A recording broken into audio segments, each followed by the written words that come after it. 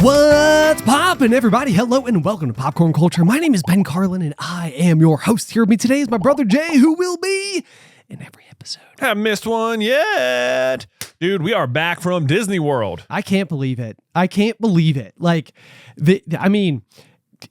it's there's so much that happens. We talked about like all the build up, like all of the preparation on the front end, yes, and the booking your dining and the fast passes and getting all the clothes together and packing the bags and making the arrangements and making sure shuttles at the airport to take you to the resort and and then it finally happens and you're there. And then it finally happens and you are there and everything is underway and it starts speeding by in the fastest possible way. It is crazy how fast it goes. You're there for like a whole week. But what's crazier to me is like when you get home, like I actually wrote this down. There's this really weird feeling where it's like the following day or the following week can almost be like unsettling because despite everything that happens the week before, everything returns to normal so quickly. You can like find yourself wondering like if last week even happened at all.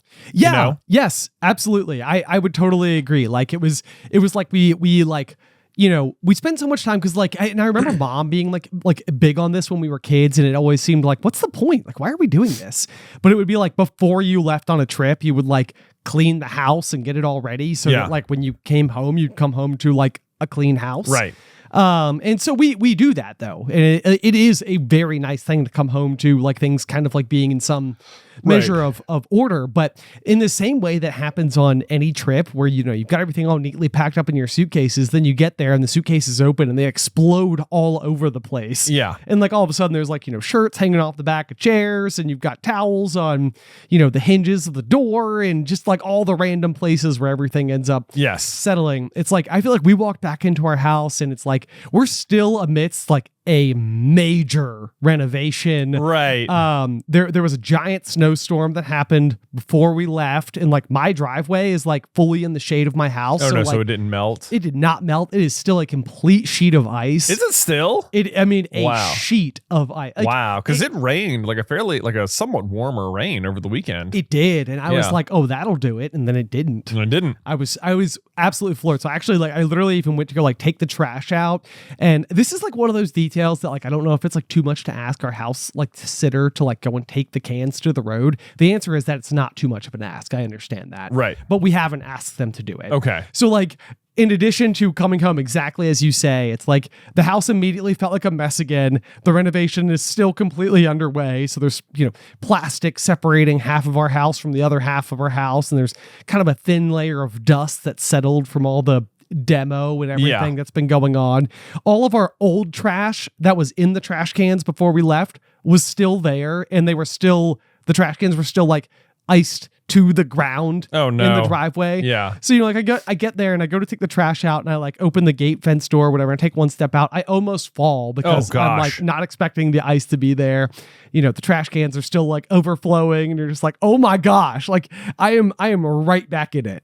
Yeah. It's like you're like doing last week's chores all of a sudden. Yes. You know, that's no fun. But like we did the same thing. Like our house was like nice and clean. I walked in, I was like, man, this is so nice. And I couldn't believe in like 20 minutes after that, it was just not anymore, you know? Oh, yeah, right. It's like the kids get home, they're like, I want to get my toys out from the trip. And they got those out and then they spill out everywhere and they pull the blankets and, you know, you got all your bags and you're like, we should unpack right now so that it's just done. And then you don't, you know? Right. And then you're like semi-living out of the suitcase, like at home. You're like, wait, do I still need this? That's dirty.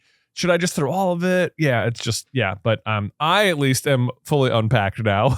Well, that's good. That's good. Good. Yes. That is like one thing that I think with our last phase of renovation, we put our washer and dryer right next to our like the door that we come in next to our kitchen. Yeah. And so it is very nice that you basically like walk in the door, you put your suitcases like right there. Right there. And I'm at the point now where it's like there's no separating what I wore and didn't wear. Once it all went back into the bag at the end of vacation, it all needs to be washed. There you go. Boom. So literally every single fiber goes in one big load. There you go. There you go. Pretty solid.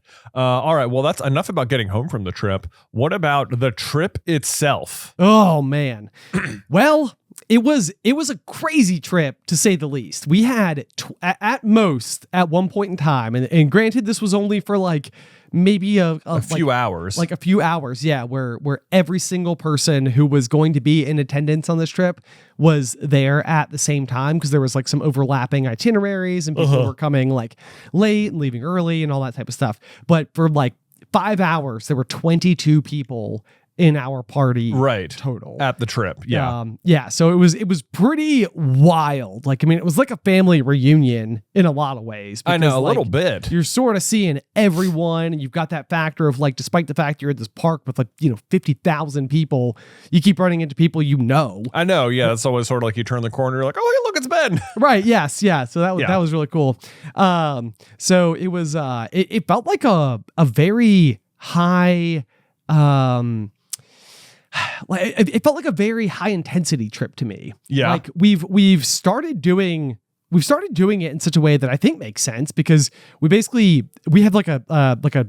I'm trying to think what the best way to describe it. A cheap airline. Budget airline. A budget airline. Allegiant. Yeah, that's who we fly. For Disney at least. But what that means is you have very strict days in which you can go. So they fly to and from on Mondays and Fridays. So your itinerary can either be Friday to Monday, or it can be Friday to Friday if you plan on using the same there and back. Right.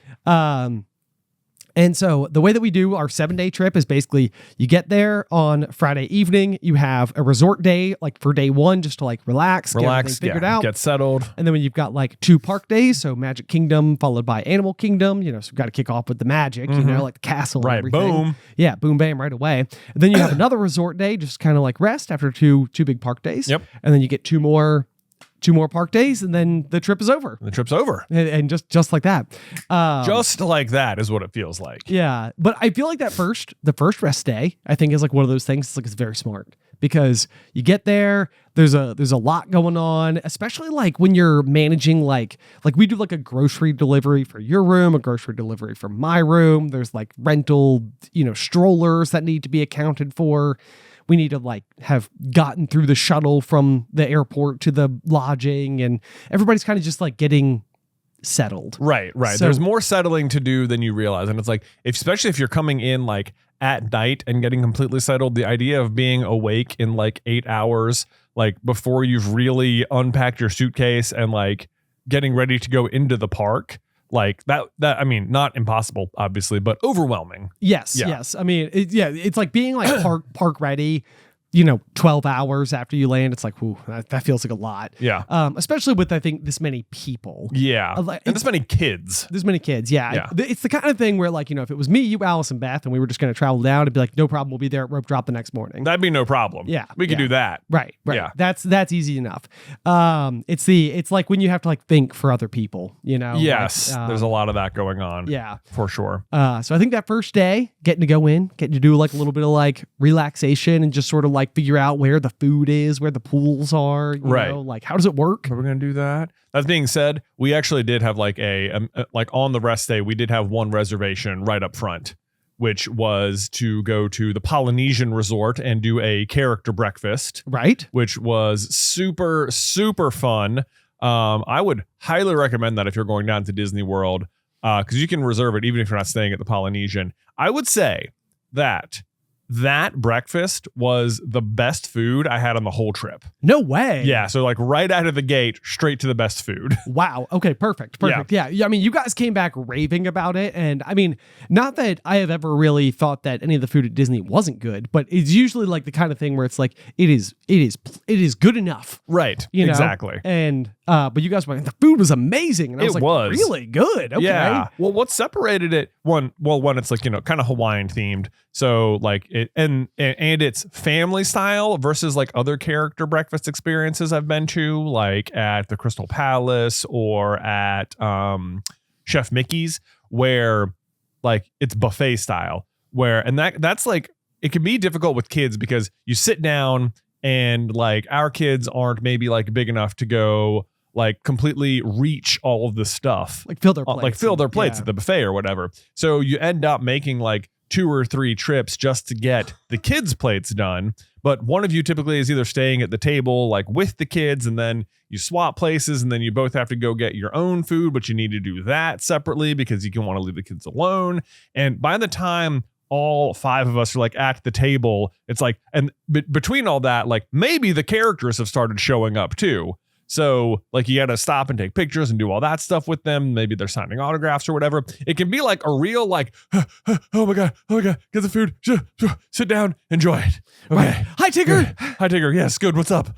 But family style, totally the way to go. Because you don't even have to worry about ordering anything. They just sit down a giant like griddle of like eggs and sausage and bacon and hash browns and all the stuff that I'm just gonna get anyway. You know, right? That's all I was gonna. And then like a plate of waffles, like a Mickey waffles that you want.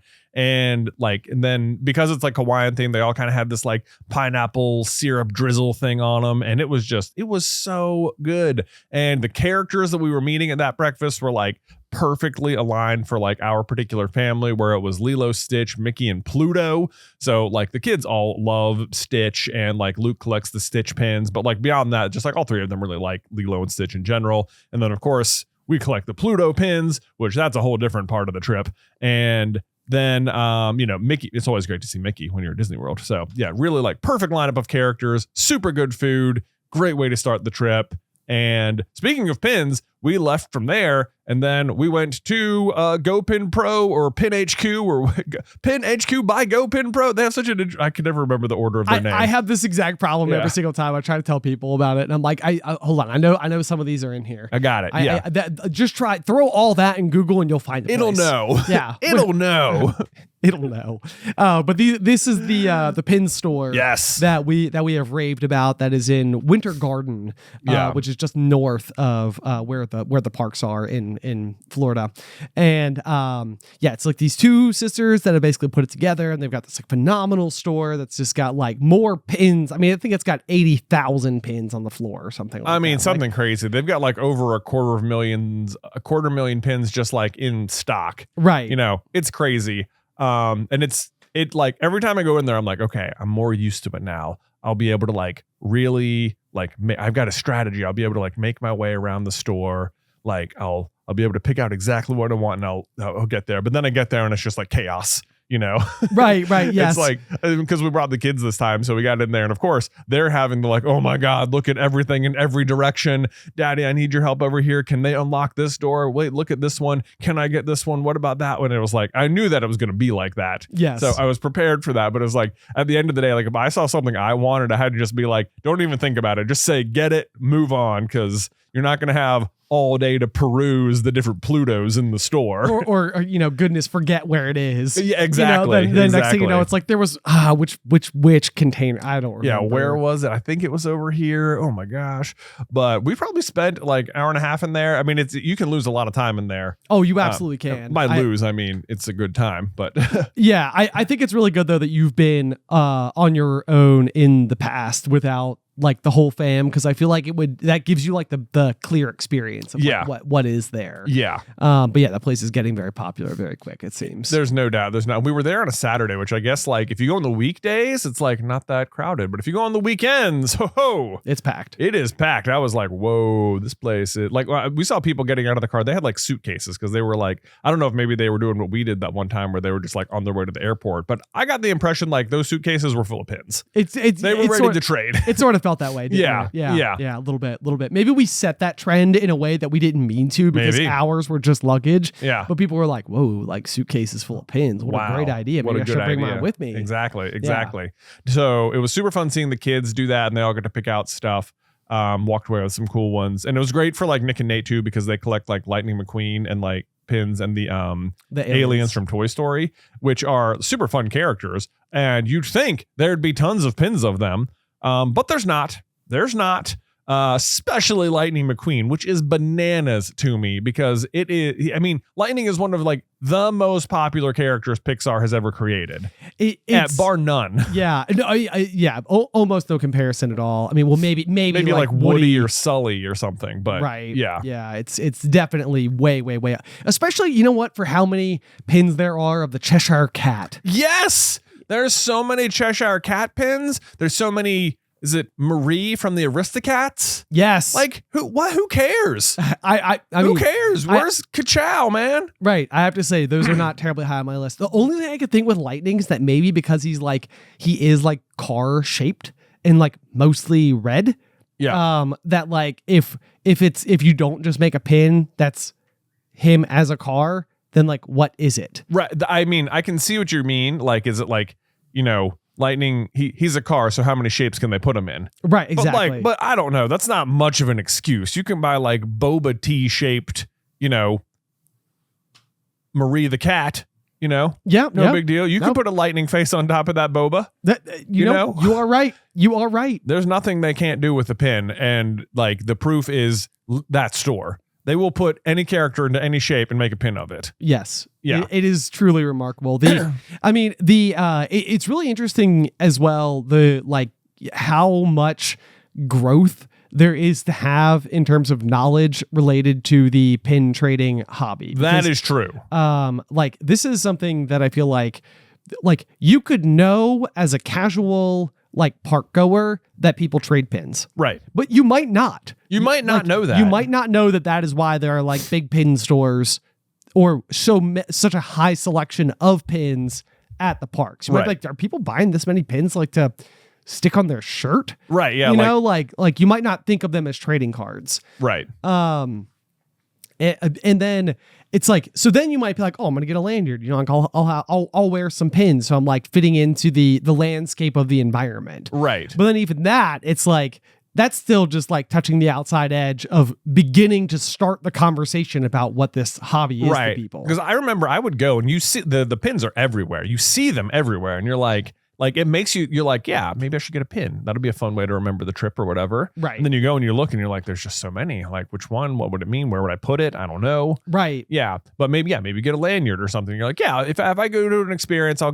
collect little trinkets from my trip or something. That'll be fun. Yes. We went on Splash Mountain for the first time, or Tiana's Bayou for the first time. We'll get a pin from that. Right. Maybe you see the little pin boards at the registers where it's like, can I trade a pin? And you're like, what are these? And and the cast member explains it to you and you're like, oh, I get it. This is what the pins are for, right? You trade right? it, yeah. Yeah. But no, that's again only scratching the surface. Right. Right. Because then you see the people carrying around the pinfolios and you're like, now wait, and they're like, why does everyone carry so many around with them? Do they have them just to decorate? And it's like, no, they're there to trade, man. They're there to trade. And then you think, okay, all right, okay, so you could trade with other people. That's cool. That's fun. Maybe you talk to them in line or something, but that's not it either. Because then you go to Epcot, you go to the Breezeway, and there are professionals now. They have got binders after board just laid out in front of them, ready to trade with whoever comes up. There is set up a mini bazaar in the middle of Epcot, and you're like, oh, okay.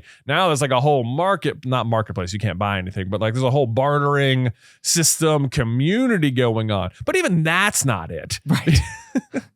Because then we figured this out on this trip. On Tuesdays at the parks, there's pin drops where they release the new pins. Right. And if you're out looking at the traders and you're talking to them and you're doing stuff with them, you realize they'll have these really big pins a lot of times. They're really crazy, unique looking ones. They come in these weird boxes and you're like, I haven't even seen these in the store. They look cool, but where do you even get them? Right. Yes. Yeah. And it's turns out you got to be there on the Tuesday morning, standing in line, waiting to go get with a numbered wristband to go purchase the pins that came out that day. Yes. And good luck, I guess, But so on the Tuesday, that was our second resort day. We were there and me and Beth were looking it up and we were there's a pin drop on Tuesday. I wonder if there's a stitch pin. Maybe that'd be something fun to do on our resort day. We'll take, the kids and we'll go get them the drops or whatever. Sure. And we look up and it's people start arriving at 3 a.m. Be prepared to get there at 5. Where are you going? Disney Springs or Magic Kingdom or wherever. And we're like, we're not getting up at 5. There's no shot. Right. And it's that, but then it's also the store doesn't open till 10. So that's why, people are lining up for so much longer. And I was like, here's the thing. There, in fact, was a Lilo and Stitch pin dropping, and it was a door. You could open it. Was Lilo on the outside, and you open it up, and it turns Stitch on the inside. It was enchanted doors. It's a whole series of them, but this was the Lilo and Stitch one. and we're looking at it, and there's like 5 other pins that are dropping that day, and this one has like, they're like all limited edition pins, so they only print a certain number of them, and this one was like 2,500, which sounds like a lot, but the other ones were all like 4,000 at least. So it was like, oh man. Wait. Not only like like that's how many there are. That's how many there are. Not how much it costs. Not how much it costs. No. We're not paying that much. Okay. Not only is there a Stitch pin dropping, but it's the rarest one that's dropping today. Okay. So now we're like, okay, we're not waiting up at 5, you know? And we didn't super have like a big plan for the day, but I was kind of like, okay, we're staying at Saratoga Springs. That's right next to Disney Springs, where the like one of the drop locations will be. If it gets to be like 9:45 or something and we don't have any plans, maybe I'll like run over and just check. Right. You know, by the time I get there, it'll be 10, whatever. And as the morning transpired, we were in fact going to go spend the day in Disney Springs. We arrived there at about 10:15, and the pin like store is right there when you walk in. So it was kind of like, oh, let's pop in. We'll see if they got it. Maybe if they had some left over or something. Yep. We'll get them. Well, goodness, the line wasn't even close to being done when we got there. Like the line was still in full force, and it is at like an hour back. And we're like, oh man, like, do we think we're talking to like the people at the store? They're like, you know, if we get in line, do you think we're going to get them? And they're like, we really can't say. It's just when we run out, you know, right, kind of thing. But they were sort of like, yeah. And we're talking to Luke because I'm like, okay, he knew about it now. We're like, okay, it's going to take like an hour of waiting in line and we might not get it. Is that something you want to do? And he's like, oh, yes. And so we're like, oh, well, you know, this is a resort day. We don't really have any plans. So like Beth took Nick and Nate to go, you know, do other things in Disney Springs. And I was like, all right, I'll wait with you, Luke, you know. That's like the ultimate, like you know, like the marshmallow game where the kid sits down and you put one marshmallow down and you're like, all right, now if you can wait until I come back, I'll give you a second marshmallow. Right. And, you know, then they sit there and they play with it and they touch it and they, you know, like do all the stuff, but they try not to eat it. Right. I feel like this is the ultimate where it's sort of like, it's like, okay, like we could wait in this line and we might get something really special. We also might get nothing. Yeah. Okay. Like they might just run out. So we go way to the back of the line or whatever, and we get our little wristbands with our numbers on it, and we're waiting for a little bit, and it's like moving okay. But the real thing is that because you're in line with all these other people who were there for this exact reason, a lot of them have brought stuff to trade. And Luke had his little pinfolio with him as well, and he was like, I want to trade with the people. And I was like, well, the trick is that, like, can we get out of line? Because, you know, we don't want to lose our spot or anything. Right. But it actually is a pretty good system because they number your spot in line. So even if you get out of line, you can just come back. You just come back. You just be like, and you know, we were talking to the people around us and they were like, yeah, don't worry. If you get out and want to go trade, well, you know, we know you're right here. The best thing about this sport that I have witnessed so far is that the friendliness towards everyone seems extremely high, but the friendliness towards the kids who are like getting into the hobby is like on a different level entirely. Absolutely. Excuse me. Absolutely true. Absolutely true. So that's what we did. Luke had his little pinfolio with him, and he was looking, of course, for Stitch or Angel pins. Angel is like Stitch's girlfriend, I guess. Okay. She's like a pink Stitch. Right. you know? Yes. Is that from that's not from one of the films, is Not it? from one of the movies, just from the TV show. And from what I can tell, only in like a couple episodes, but has really got a foothold on the Stitch fandom. Well, that's okay. That's Yeah, okay. I mean, totally fine. It's definitely like one of those things where I know that Stitch is like a cornerstone of Disney merchandise. Yes. So it's not that shocking that if you throw like a pairing, it's kind of like the Carl and Ellie of the small adorable aliens. It's like if you make enough Stitch stuff and then you start throwing in like girl Stitch too, like people are just gonna, like, you don't even have to know who the character is. Like if you're the grown up, you're like, oh yeah, that's Stitch's girlfriend. I don't know who she is, but that's clearly what it is. Right. Yes. Yeah, right. The counter. The counter. Right. Yeah. So, and it's like, yeah. So of course we like it. But so we went through and we want, you know, and basically anyone who had like the little pinfolio, Luke, we would walk up to them and ask if they wanted to trade. And, you know, Luke would show them all of their stuff. And it was so funny because they'd be like, okay, what do you want to trade? And he'd be like, okay, basically anything on this page, but not this or this and that. And I'm looking for Stitch. And, you know, he would tell them the whole spiel. And I mean, that kid flipped, like, he walked away from like just in line with like 10 new Stitch pins, you know. I could not believe it. Like he is so good at like trading with the people. That's amazing. Yeah. That's really cool. I mean, Yeah. it's funny because it reminds me of my early Diablo 2 days. Yeah. You know, like I just like loved going in. I loved nothing more than trading. Yeah. Like I feel like it was like the gameplay stopped being a part of it at all. I would literally just go and be like, "You want to trade? It's just the wheeling and dealing, man. Yeah. It's just what it is. There was like a particular mystery pack that was like you could buy that was like Stitch Snack Attack or something, and it was all just Stitch or Angel like either eating different Disney stacks or something. Okay. But there was like 16 different ones. We had 0 at the start of this line, and I think at the end we had like 8. You know? And I was like, whoa, like goodness me, did you like that was impressive, dude. So that was fun. We got to, talk to a bunch of different people, and finally we make our way up to the front, and it turns out they had, they hadn't run out of any pins at all. So because we waited in the line, I was like, despite being in line for the Stitch pin, I'm getting one of everything. Okay. Because like I didn't wait in line for nothing. Now we're here. Yeah. Now we're here. So I went through. Yeah. We'll take the lot. We'll take the lot. Right. Yeah. So I got Luke his Stitch pin, and then I got one of everything, which was like, there was like 3 Muppets pins, I guess. And that was sort of like another one where I was like, well, because I don't like I haven't really watched much Muppets stuff because growing up, they were like really freaked me out.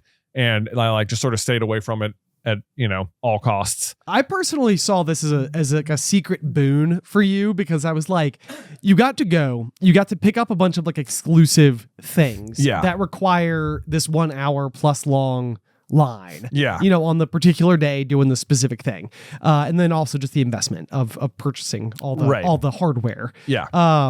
But the thing that I thought was good about it was it meant that it gave you like very, very, very high quality tradables. That is exactly how I was viewing it. Yeah. Because despite my own, like, I wouldn't be freaked out watching Muppet stuff now. I'm sure it's very funny and very, hilarious and whatever. But like a lot of people's opinion about the Muppets is that they're the best thing ever. Right. And especially apparently in the pin trading world, Muppet stuff goes hard. So I got one of each of the Muppet pins, one of which was like, came in like a whole separate box. I was like, ooh, this is my most fancy pin ever. And it's the Muppets of all things. How about that? Yeah. Never would have bought it if it wasn't for the occasion of standing in the line. There was some cool like Genie one. I got the Lilo and Stitch one. Whole lot. And I was like, man, this is like a real, you're right. I had like a real portfolio of good, high quality stock now. Right. Yes. Yeah. Because I suspect a lot of people might like get that one, go throw it in their binder, and then people be like, oh, will you trade that one? It's like, nah, I just got it today. Right. And it's sort of still attached to it. Haven't got to like look at it from every angle yet, polish it. Exactly. Sunlight. Yeah. So we had that. And then, the next day is when we were going to Epcot. And this is where I got to see the effect in action. Okay. Because Epcot is for sure like the pin trader location. And there's this one particular like breezeway where it's shaded. It's nice. There's lots of tables, and everyone will just set up their binders, and they're prepared to park it all day and just let people come to them and trade and whatever. Right. And it's this fun little community of people or whatever. And we're going through, and I do not have a lot of like small traders with me. Like we ordered a bunch of like tradable pins before the trip, and they did not arrive. They would have arrived on time except for the aforementioned snow, which was blocking our mailbox. I came home from work. I went home. Me and Beth got in the car to go pick up the kids from school, and we're like, where are the pins? And it said like there was a failed delivery the day before. We'll try again tomorrow. And we're like, okay, that was at like 2:12, and we're looking at the clock. It's like 1:45, and we got to go, get the kids or whatever. And we're like, should we go back to the house again to see if we can catch the mailman? And we're like, let's do it. Let's do it. This game. I know. I hate this game. So we get the kids, and the whole idea was get the kids, go straight to the airport. But we get the kids, and we're like, we have to go back to the house because we have to see if we can catch the mailman. And we're out there, we're sitting next to the mailbox, and we're just like watching the minutes tick by, and it gets like literally on the dot, 2:12, whoop, comes around the corner. And we were like, yes, okay, oh my gosh, no way, this is going to work out. And we're like the very first stop, he turns the corner, and I'm out, and I'm like waving him down, and I'm like, hey, I know, sorry we didn't shovel this, but like I'm here, can we get the mail? And he's like, oh, I didn't even bring it. And I was like, you didn't bring it? He's like, I got it all at the office. He's like, big stack. And I was like, you did? You didn't bring it. And he's like, yeah, there was no way to get to it. And I was like, you didn't know there was going to be no way to get to it. What if I had fixed What if I had shoveled? I mean, I didn't, but what if I had? Come on. I was like, I can't believe we went home and actually caught him and he didn't have it. Just so annoying. Oh, but whatever. rough. So I didn't have many like small traders, and I'd be talking to people, I'd show them like my little binder and they'd be like, yeah, I don't really see anything. And I'd be like, okay. But what about these? And they'd be like, whoa, okay. That was kind of cool. Yep. Yeah. So, Luke was out there doing his regular wheeling and dealing, and we come across this one particular like large pin, and it is a pin trading pin. So it is Stitch holding up a pin board, and on the pin board is all of like the chaser pins from like 2025. Okay. And he's like holding them. And I was like, that is such a good pin for like our family. Cause it's like, it is Stitch collecting pins and we collect Stitch pins. Right. And yes. it's like a big one in a box, like the same as the one, like my big Muppets one that I got. I was like, clearly at some other drop, this was the big one. Yes. Right. And so I was like, okay, now do people care about the Muppets as much as they do with Stitch? So I find like one guy and I like, I'm asking if he wants to trade. And he's like, nah, this one, it just sold out. So I think I'm going to hold on to it for now. And I'm like, but he's like, but if you trade it, but I bet anyone else would trade it for that. And I was like, okay. So I go and find like another person with the same Stitch pin. Cause all the big guys seem like they have the big ones. Right. Right. So, and they're all here. This is it. And I'm like, okay, I find another one. And this, all of a sudden, it was like being on like the New York Stock Exchange, Right. I'm like, okay, so I see you've got the Stitch one here. Would you trade it for this? And I like, pull it out of my bag, like, look at my secret. Because I can see all their wares, and I see they don't have it. They don't have the Muppets pin. I'm like, clearly you care, but like, do you have this? You don't care as much as me because I'm here on vacation. I had a little flourish, I was like, what about this? Right. And yeah. they're like, ooh. And then I pull up my binder. I'm like, and also, how about all these? And this is like this is the move. It's like, you don't take these pins off the backing. You put the backing in the portfolio with the pin. So it's like got the original cardboard and everything. It makes like a very nice looking display. It does indeed. Yeah. So it says limited edition. It says limited edition gilded on it. Font. I know. I'm like showing it to him, and they're like, I can see the guy is really considering it. And then he's like, oh yeah, that one's not. Hold on. I need to talk to somebody. And he's like, Ashley, and he's like, calling over his sister or something. And he's like, okay, what do you think? Like, this guy wants to trade this for that. And they've got like a side, like almost a broker over here. He's like, this one's probably like worth more, but like we already have this one. So like, I don't know. Like personally, I would do this one, but like, it's your call or whatever. And she's like, okay, hold on. Let me go. Brooke. And Brooke comes over, and now they're all just sort of like, what do you guys think about this? Well, we still have this one in the family. Like we have 2 of those or whatever. And I'm like, okay, so they actually, what they ultimately wanted wasn't even my big Muppet pin. They wanted my Lilo and Stitch door pin. And I'm like, this actually works out super great because Luke has that one too. Aha. So now I'm trading my only double, which is great. And I got the Stitch pin. Boom. I was like, boy, that was good. But also it was like, every other little trade is just sort of like, yeah, nah, no big deal, whatever, no big deal. This was like, suddenly it was like, stakes are real, people. Stakes are real. I know, yeah. A large trade is taking place on the floor. Right. Yeah. It's like, I mean, you guys like had like a dance off. It's like a circle forming. People are chanting and hymns. It was so weird, but I was so happy I got it in the end. It was like, what a victory, That was like my big win for the trip. Meanwhile, of course, Luke and our father are like taking laps around this place. I mean, it was really like a sight to see. Yeah. Like the family, like Dad has always very affectionately referred to it our whole lives as like the collector's gene. Mm-hmm. And we have it. Yeah, there's no doubt. Big time. Yeah, Beanie Babies, Hot Wheels cars, Pokemon cards, Star Wars action figures, Disney pins. I mean, we've done the darn thing. Yeah. And it's very fun to see it span like the 3 generations as like fluidly as it does, right? Because it's like it's not at least from my perspective looking in, which I would say that I'm almost like the most removed from the game. I'm more just like an onlooker of what you guys are all involved with. But like, I mean, it doesn't seem like Dad's enthusiasm versus yours or Luke's. Anybody is doing it for the other person. You guys are doing it like in harmony, right? It does feel like that, yeah. And like I feel like we unlocked like a new like a next, like I'm imagining like in Dragon Ball Z when they like power up, Right. Yes. Like we unlock like the next like Super Saiyan level of dad, which is pin trading. Which is pin trading. I know. Yes. Yeah. Like there is no doubt in my mind that before we're all through here, that dad will be one of those guys who's just like, I'm just going to Epcot for the day. Right. And Yeah. he's going to be there with his wares, talking to people for 8 hours. The whole day. The whole day. Because, and this was like the glory of dad too. Like back when we had like the aquarium company, it was like, we would go in and like people wanted to come on Sunday when dad was working because he loved sharing the hobby with people. Right. It was like, there was nothing better than just getting to go and like, we're at the shop, but like talk shop with everyone about their fish tanks and their fish and corals and everything. And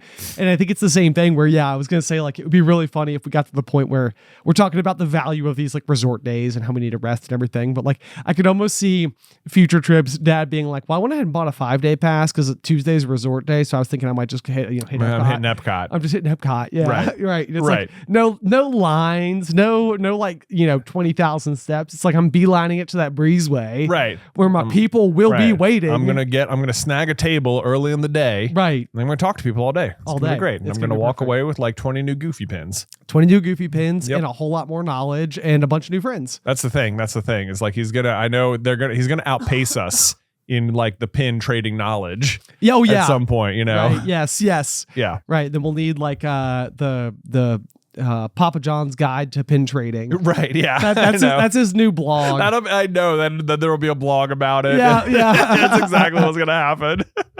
No, it's incredible though. It really is. It's like it's fun because like the whole function of these trips is like it's all about family, like when it really comes down to it. I kept thinking about that so many times. It was this like really special thing because like, when we go on these trips, like we said, there was like 22 people there, but it's like, it's not just like me and your family like that we grew up with plus like our kids and spouses. Right. It's like your in-laws were there. My in-laws were there. Like my, like, mother-in-law's sister was there. Alice's sisters, plural, were there. Like, it was just like your Beth's brother and his wife and their daughter, and and so like at times like we are all literally like intermingling in this way that's sort of like it's amazing because like sometimes you think about like the people that because they are in-laws, or it's like, oh yeah, it's like I might cross paths with them around the holidays because we all end up in at grandma's house and like whatever. But it's like these are people who are optionally using like their paid time off from work to all go be a part of this same extravaganza together. So it's like, there's the parks, there's Disney, there's all that type of stuff, but it's like it's a landing ground. It's a place we can all go. Right. And the fact that like then once we're there, we're doing like we're finding these like new ways to like enjoy it all together. It's beautiful. It's just it's all you could ever hope for. There was one ride in particular where I was like, the entire ride was enhanced by the fact that we had such a large family group on it, and that was Tiana's Bayou Adventure, which like is the reskin of Splash Mountain. So the last time we went, like Nick and Nate both did it, but like Nate especially just like absolutely loved it. And he ended up riding it twice, but this year, like we had a big group going to it. I think it was like my family and like dad and Beth's parents and Beth's brother and his wife. And it was like just big group. We filled up an entire boat for the ride, which I don't think like you need a bunch of people to do it. So I don't think I've ever experienced it that way, where every single person in the boat is part of your group. Right. Which is, it's really cool because like, the in-ride photo can sometimes feel like, but also then I'm going to put this photo up of like, a bunch of strangers. Like whoever those people were. Like in my house. And it's like just strange that they'll just be a part of this memory with me now forever. Right. Which, it's not that weird or anything, as long as you're making a good, funny face or you look properly terrified or Exactly. you're all Yeah. flexing your giant muscles, I Whatever mean, you're gonna do, you know. But the point is that it's especially cool. Yeah, it's especially cool when the ride photo is just like 12 people and you know them all. But like even when you're on the ride, it's just like you can turn around and talk to literally everyone and joke with everyone on the boat at the same time. And it's like there's like everyone's forming this one big memory together. And that was like that ride in particular was like one of the coolest experiences of the trip for that reason. And then also it was like me and Nate and Dad in the front row, and we got soaked on the splash, and that was so fun. And I mean, Nate, the entire ride, like the moment it started till it ended, was just grinning ear to ear. He loves that ride so much. So that was all just really fun. That is the most fun. Yep. And I also had a great crowd for Tiana's. But it was a situation where Addison loves Tiana and Princess and the Frog as characters. And so for months leading up to the trip, I feel like I have been like trying to familiarize her with the idea of going on this fun like boat ride that's going to kind of go through like the whole adventure of collecting members of a band to perform and stuff like that. And we're going to get to see Tiana and Lewis and Ray from the film, and it's like it'll be fun and pretty and whimsical, and there'll be music and all this stuff, and then also a slide at the end. And there's a slide, and so this was a good way to phrase it, a slide. Yeah. And I mean, on this exact note, like we also did Bippity Boppity Boutique while we were there for Magic Kingdom, because it's something that Addison just positively loves. Like she just wants to go and be all, get all fancy, and she does such a great job sitting in the chair and letting them do all the work and tousle her hair and everything. And she picked Tiana's dress, which was the cutest thing ever. She looked adorable.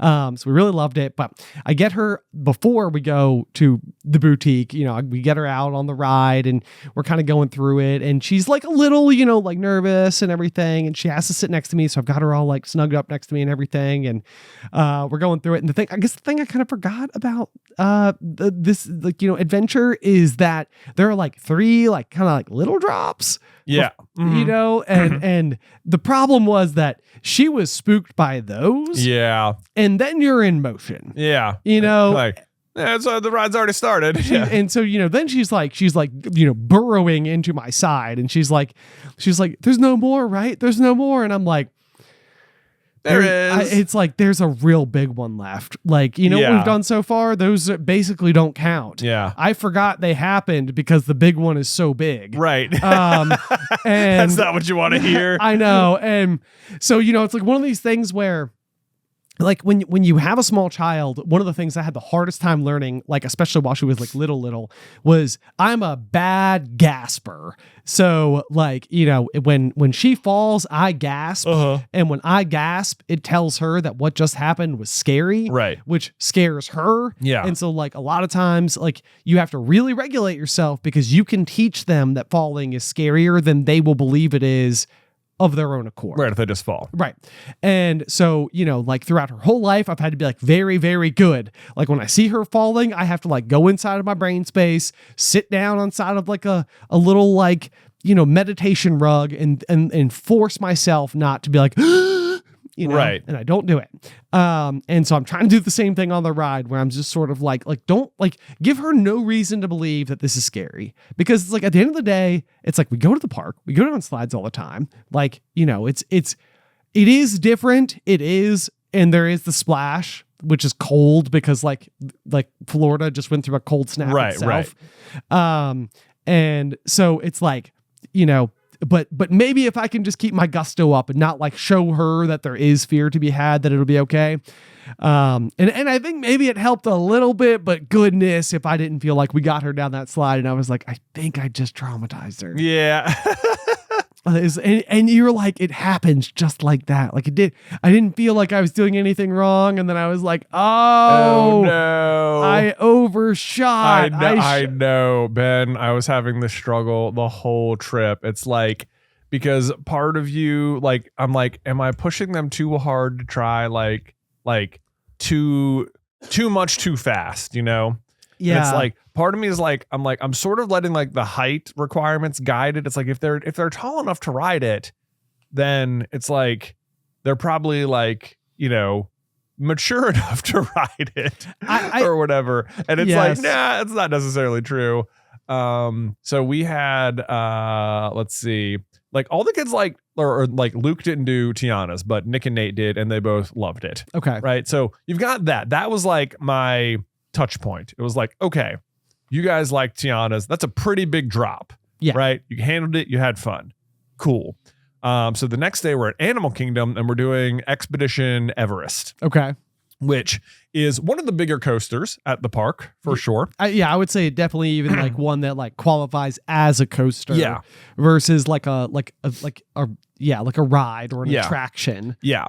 And I've got like in my own personal memory, and I don't think I really properly went to a theme park until I was in like 3rd grade. Okay. So which is crazy, like I think Luke's been to Disney World like 6 or 7 times or something, It's a little wild. We have had a couple of great opportunities where he was extended invitation for work trips and stuff that got him down there. And then my wedding. Yeah, your wedding was down there. So yeah, he's been there sort of a wild amount of times. For someone as young as him, and he's been to a theme park more times like before he was 8 than I went to before I was like 20. Yeah, right. Right. Yeah, I mean, we went when in 1999 was our family trip to Disney. Yeah. But like I do still remember the very first time I went on a roller coaster, and it was the Loch Ness Monster at Busch Gardens. And I remember I was waiting in line and my friends had been talking, they had all been to amusement parks and they'd ridden roller coasters, and it was like, oh my God, it's amazing. It's so cool. I love it. Oh my God, there's loops. And, they had like VHSs, and you go and like, it's like, we didn't have YouTube or anything. So you just put in a tape and you just like watch videos about roller coasters and stuff. Right. And here I was finally there. I was with one of my friends and their family, and we're waiting in line for the Loch Ness Monster. And I get in and I'm so excited. And then as soon as the ride starts, I was like, I made a huge mistake. This was a terrible idea. I should not be doing this. I should not have done this. And I'm like, is there any way to stop? Can I get off? Can we stop it? And I think I'm like, telling my friend, he's like, nope, it's too bad. We're going, And I was like, we get to you're climbing the hill and you're just freaking out or whatever. And I remember at the top there, there's this tiny little coast. And I was like, okay, that wasn't so bad. And then you turn the corner and it's a huge drop. And I remember going down that drop being like, oh my God, that was so scary or whatever. And you come around the corner and then there's a big loop-de-loop. And I was like, this is it. This is how I die right now. This is what's going to happen. And we went through the loop and I came down on the other side and was like, that was the best thing ever. And it was just like, that was it. That was the moment, Right. It was like, that was the moment. Going through that loop-de-loop went like the beginning of it, I was scared. And the end of it, I have loved roller coasters ever since. Right. Right. Like, no looking back. No looking back. And so part of me is like, I know it's scary to get on the ride, but also if you get on, I know, like in my mind, I'm like, all you have to do is experience it and then you'll love it, because that's what happened to me. Yes. Right. Yes. And that projection is massively influential because you don't have a great sample size to work with. Like, because it's not like you get to go and try roller coasters for the first, like you get to try different roller coasters for the first time each time you ride a new one. Yeah. But like the first time you ever do it and the first time you fall in love with it is one of one. Right. Yeah. Like unless you were somebody who like rode like 10 before you finally got the acquired taste or something. Right. Well, so because we did like the Barnstormer at Magic Kingdom, which is like the little goofy roller coaster, which is like, it doesn't go slow. No. I mean, it's a great training wheels program for roller coasters. Absolutely. It's like 20 seconds long. I mean, that one, Nick and Nate also loved that one. Yep. Also good. And I was like, okay, we did that. That was good. We did Splash Mountain. That was good. They weren't like big enough to do like Tron or anything, so that wasn't even a consideration. Right. Yep. I mean, that's one where it's like, it's so hard to know. I love Tron so much. Tron is so fun. It's so fun. And we have such a special relationship with it. But so we're doing Expedition Everest, which is hands down the biggest, fastest ride at Animal Kingdom. And I'm like asking all the kids, like, because they're all actually tall enough for it. And I'm like, all right, anyone feeling brave enough to do Expedition Everest? We did like Splash Mountain yesterday. And Luke is like a hard no. He's like, I don't think so. And then Nick and Nate are sort of like, I don't want to do it. And I was like, all right, hold on. Because like in my mind, I'm like, you you guys liked those other things. I know you will like it if you just try it, right? Yeah. And I'm like, so now I'm like, I wouldn't usually do this, but I'm like, all right, maybe how about this?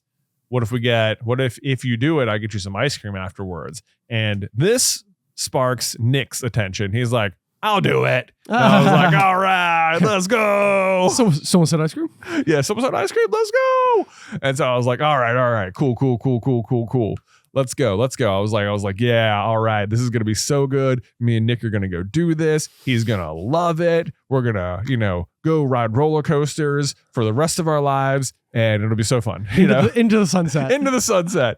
And we get him on the ride and, he's sitting there and he's pretty good, honestly, just, getting in and getting ready to go. And, it takes us down. It takes us, there's like one tiny little hill, like creeps you up and then like goes around a corner or something.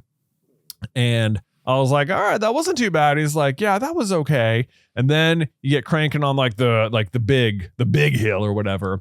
And we get to the top of that one. And the way this ride works is you go around the corner and it's like a tiny little hill to go around the corner, at which point the whole ride stops and the tracks move and then it launches you backwards. Yeah. Right. But when we get to the top of the hill, there's the little around the corner maneuver. And Nick is like, it's too fast. I don't like this. This is too fast. And I'm like, uh-oh. Bad news. I was like, uh-oh. It's about to be faster and backwards. It's about to be faster and backwards and dark. So it is bad news, son.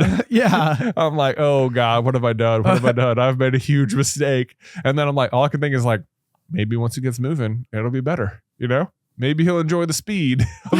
Maybe he will. Maybe because maybe that wasn't fast enough to really enjoy it. That's it. It was like because when I did the drop, I was still scared, but the loop to loop, that was when it got better. Okay. Yeah. Right. So anyway, the ride starts going backwards and dark, and it's not better. Not better. It's not better. But I got to the end and he was just like, it was too fast. It was too dark. And I was like, oh man. But like, we got off and, everyone was trying to be like, as like, like praise him as much as like, oh my God, you did it. Good job, Nick. We bought him like a little mystery pin pack thing for the ride. And he wore the pins the rest of the week. And, we got him his ice cream and everything. So there was that. But it definitely was like, that was like a trauma moment where the rest of the week, if it was like going to be even dark on the ride, he was like, I don't want to do it. I don't like, and, like we went to do like Spaceship Earth, which, you can walk faster than, and he was just like, it was too dark. And it was just like, I went too hard, too fast. Yeah. I did the thing. Dang it. I know. And it's so tricky because like, it just, certain things go well with certain kids and certain things don't go well with certain kids. And like, you see everybody else there and like, then they have like the height limiter and you're sort of like, well, surely if it's like, the very high, like it probably means it's like appropriate. Right. All the height tells you is that you won't fly off the ride. Right. Yes. So, I mean, it's like you need like a way to like get like a pulse, but it does make you wonder if these were like a couple of those moments where, because I was feeling the same way after I got off Splash Mountain, where I was sort of like, someday Addison is going to tell the story about how I forced her to go on it when she was 4 years old. And it's like, and it will always be true. And I will have always done that to her. But it'll be a funny story. It'll be like, yeah, but look at you now. Look at you now. And she's like, Dad, I hate roller coasters. So I'm like, oh no. No. I did it because I wanted you to love them. Right. I was like, there was every chance you might have loved it. It could have gone the other way. I just thought that maybe when it was darker, faster, or more backwards that you would like it. I know. So anyway, Nick didn't like it. Yeah. It's a bummer. And then he didn't want to do Flight of Passage, which I wish we'd done Flight of Passage first because I think he would have loved that one. That's the thing too. Yeah. But it's like, then like the days in which you go to which parks and like what opportunities you have to do what things. Right. Like it cracks so many doors. I know. And it's like you're only there for such a limited time. And it's like if you don't if you don't try it now, you won't get to try it for another year. Like this is it. There's like so much pressure on any given attraction. Right. To like, are you going to do it or are you not going to do it? And you want, there's like a very fine line, I think, where you're walking, where it's like, you want to encourage your kids to like be brave and try new things, but you also don't want to traumatize them, Exactly. Right. Yeah, that's really the thing. I remember very early on in the pop, we were talking about how like slides are great opportunities for kids to like test their bravery. Yeah. And I thought about that conversation so much over this past week because there were these moments like that where you're sort of like you as a parent at bare minimum have the knowledge that you are not putting them in harm's way. Right. Like they can't be hurt. Right. But it's like there's like odd things, that also arise. So like, we had a situation where we were going at Hollywood Studios to go on one of the rock and roller coaster. And so Alice's mom offered to take Addison to go see like the Little Mermaid show. And while they were off watching the Little Mermaid, Ursula is a specific character in the Little Mermaid, right, who happened to scare the pants off of Addison. Oh no, the sea witch. The sea witch, I know. And so it's like a similar thing where it's like, we get home from the trip and, it's like our first night like back in bed and everything. And we're just like all exhausted. I mean, she was asleep by like, 6:32 p.m. at night. Like, we're reading her books in bed at like what's already like an early bedtime. And she's falling asleep while we're reading her books. Yeah. She wakes up in the middle of the night though, because she's afraid of Ursula. And, right. So you're just like, oh man, like it's hard to know like what's going to be the thing like that would like stab her. So like, the whole next day she's like, her friend Cora likes the Little Mermaid a lot. And she's like, I just don't understand how Cora can like the Little Mermaid if Ursula's in it. Right. Yeah. Oh no. We had, there was in another thing in Animal Kingdom was in like the big tree of life in the center. They have a new attraction. It used to be It's Tough to Be a Bug, which was a Bug's Life show. Which I will say that as a kid scared me to death. Yes. Because I thought that they literally I thought they were administering bee stings through the benches. Right. Which is just like a little like jump scare thing they used to do. Right. But I was like, so some people just get stung in the butt by bees? Right. Like, and I mean, like as a kid, that's legitimately what I thought happened. Right. Yeah. I was like, yeah, it's not some like soft poke through the rubber. Exactly. Right. Yeah. It was like, and the other thing too is that you could have been like, what's like a real bee sting? I'm like, they're using razor blades? Right. Yeah. Right. Yeah. It's like, it's not sharp at all. No, you won't be hurt. Right. You will not be hurt. The whole thing is that you're just supposed to be startled, Right. Yes. Yeah. But no, I was like mortified. Yeah. Anyway, so continue. Anyway, now it's Zootopia, which is we went and saw it, which was fun because it was new. I would say it was all right. Nothing like, oh my God, make sure you stop by, the Zootopia show. Okay. Yeah. And the it's cool that they like reskinned the theater. It's still like tree themed, so it's like all the same Bugs Life benches, and they use a lot of the same effects, even down to like at one point in the Bugs Life show, it'd be like, all the cockroaches, please leave, and it would, they'd make a shuffling sound, and like there'd be a bunch of little like moving bumps under your seat, and you'd be like, oh my God, was that a or whatever. Yeah. So now it's like you go to like Little Rodentia, and it's like all the mice are like running or something, and it's like, oh my God, whatever. Okay. So they found a way to like recycle the gag. Yeah, they found a way to recycle a bunch of the gags. But anyway, my niece Jane, which is Beth's brother's daughter, who's like one. They brought her in there, and she just hated it. Of course, like it was too much. It was too scary or something.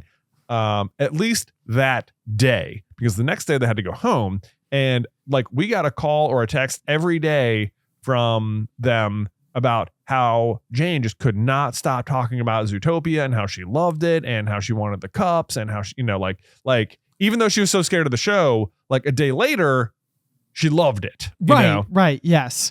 And that's the other version of this as well, is like, I think that, I mentioned like, I'm like worried that like one day Addison will be like, oh my gosh, you put me on, Gianna's Bayou when I was 4 years old. Like, what were you thinking, Dad? But then the other version of it is, if she's like bringing like her, college friends to Disney with her or whatever. And she's like, dude, I did it when I was 4. Right. Like all of a sudden it might become like a bragging right. Like, it's like, I was 4 when I did it. I was fine. Right. Yeah. Like you start to like reframe it a little bit. Right. I think what you really need is like you need like some group that's going like where you can just send your kid to go do it without you there, and the peer pressure of their friends doing it gets them on the ride. I do think that there is something to be said for that experience. Yeah. Like I think that when you're around your parents, it's almost like there is the like,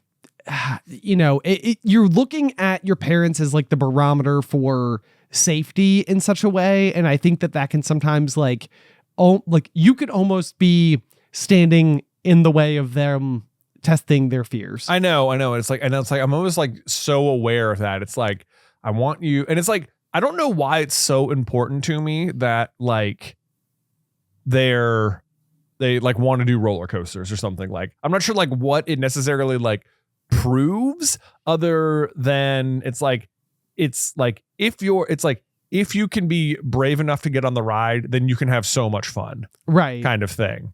And it's like you want to see them like grow up and be able to like enjoy the fun thing. Because at the end of the day, like they'll do some things that are otherwise scary and enjoy it, but it's like it's funny how it won't always translate into like, oh, I did that one and I was okay, so I'll be okay on this one.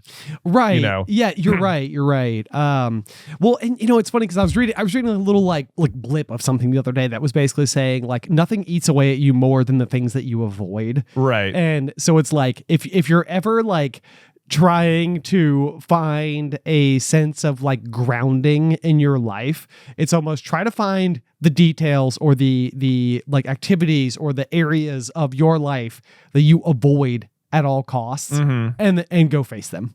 Like, right. Because that's like, it's such like a big thing.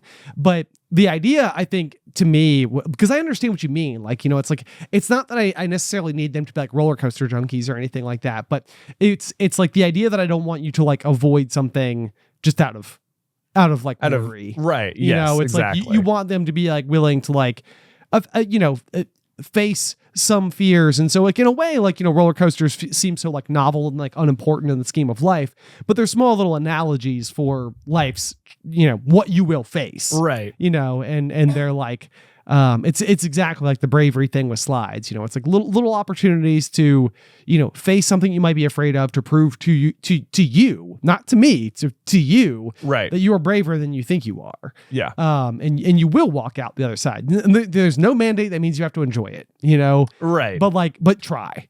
Right. And see what happens with the other side. Right. But also I know that's the thing. Yeah. It's like, yeah, they are still fairly, like, I have to remind myself that too. Like, they're all still younger than when I went on my first roller coaster. Right. Yes. Right. Yeah. So like, who's to say how I would have been either? Exactly. Yeah. And that's another one too, where it's like, sometimes you might think like, well, they have so much more experience than I had, like when I got there, but maybe experience doesn't do anything when it comes to roller coasters. And it's like, when you're ready, you're ready. And when you're not, you're not. Right. Yeah. If like you're too little, it's just too scary. You're just not ready for it. So there's, we'll just keep trying, and I'm sure eventually we're all going to love it.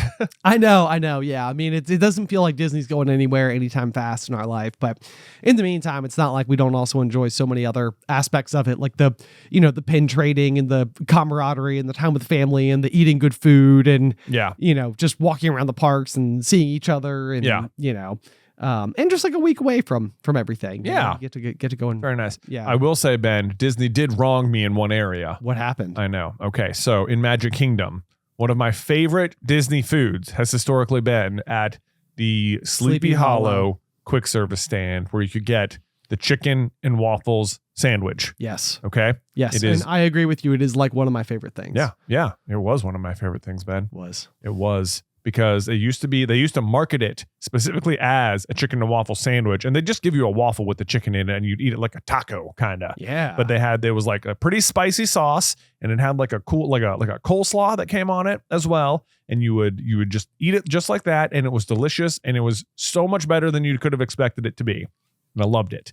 And so I was trying to be all like, oh yeah, I've been here, I know a great, cool, like, hole in the wall or whatever. Yeah. Like, this is like my Disney, secret insider. Like, you got to get the chicken and waffles at Sleepy Hollow. Like, you probably wouldn't know about it. You might not even order it if you got there. But I was like, this is where I go. This is where I go. Yeah. And so I was bringing, my brother-in-law and his wife there, and I get the chicken and waffles, and I'm like, okay, I'm so excited for this. And they completely changed it. It's not marketed as a sandwich anymore. It's just chicken and waffles, which means there's no slaw. And they changed the sauce. and it's just like it's like extremely sweet, and you're already on the sweet waffle, and I was like, oh no, this is not the same. It's not the same. It's not as good. They ruined one of my favorite foods, which is really frustrating. But on the flip side, at that exact same quick service stand, they added corn dogs. Yeah. I know, which is what I got for the kids, because no one loves a corn dog as much as Nick. Nice. And they're really big corn dogs, though. So I managed to steal a bite or two. And I have to say, they were extremely good. Yeah. I was like, I have my chicken and waffles right here, and they have a corn dog, and that corn dog is better than my chicken and waffles. No. So I was like, there's no way around it. I have a direct 1-to-1 comparison right here. I guess I still have reason to come to this stand because those are really good, but the chicken and waffles is dead. It's dead. It's dead. I couldn't believe it. Wow. I know. Wow. Okay. Yeah. I mean, they're good. I mean, and it is like a weird problem, like where Disney is such a gigantic force, but like, it's like we go to Disney World a lot, and it's like, I would love to think that we have like started to get more and more acquainted. And in many ways we have, we know our ways around the park better. We know which things we like better and all that type of stuff. But, a lot of things where it's like, what are your tips and tricks? Like a lot of times we've said, go to Sleepy Hollow, get to the chicken and waffles. Yeah. It's like, oh no, now we've just axed like one axed of it. like a go-to, I lost one. like recommendation. I know. Yeah. But I guess I can say get the corn dog, but You could say that. Yeah. You could say that. I would say get hand sanitizer and as much emergency as you can possibly you got it. stomach. I know. We were hand wipes and sanitizer crazy on this trip. Well, I would say I thought we were doing a really good job of it Yeah. too. I mean, we were, we had like little attachment points all over our backpacks and our clothes and, shoulder bags and whatnot. And it's still like, it still took me down. Like, before the end of the trip, I feel like I was like, man, I don't know if I'm doing so. I'm kind of tired. Yeah. A little fatigued. So yeah. And then I got home and it just got worse. And I was like, oh no. So today is now Tuesday after we got home on Friday. And today's the first day I'm starting to like kind of feel like myself. I feel like you can still hear it in my voice a little bit. A little bit. Yeah. Yeah, but it's just like, ugh. So I got the Disney ick, which was not what I was hoping for. But the thing I keep telling myself is we've got like tour in like 3 weeks, and I'm like, well, if it happened then maybe it won't happen then. Well, that'd be much worse. Yeah. No, I mean, it'd be much worse if it happened then because I gotta like work. Yeah. You gotta get it on stage and stuff. Right. Yeah. In front of people. Right. So fingers crossed, this has just been my ailment for like the next like 3 months or so. Right. Hopefully. Yeah. Just no more sickness. No more sickness. No more sick. Fully out of the way. Yes. Yeah. Time to just go be in enduring prosperity. Exactly. Hopefully. Lots of vitamin C. That's right. Yeah. Yeah. Anyway, guys, thank you so much for tuning into this week's episode of The Pop. Hope you enjoyed it. If you have any feedback for us, you can send it to popcornculturepod@gmail.com. Or if you'd like to support the show, you can do so at patreon.com/popcornculture. Otherwise, until next time, Pop.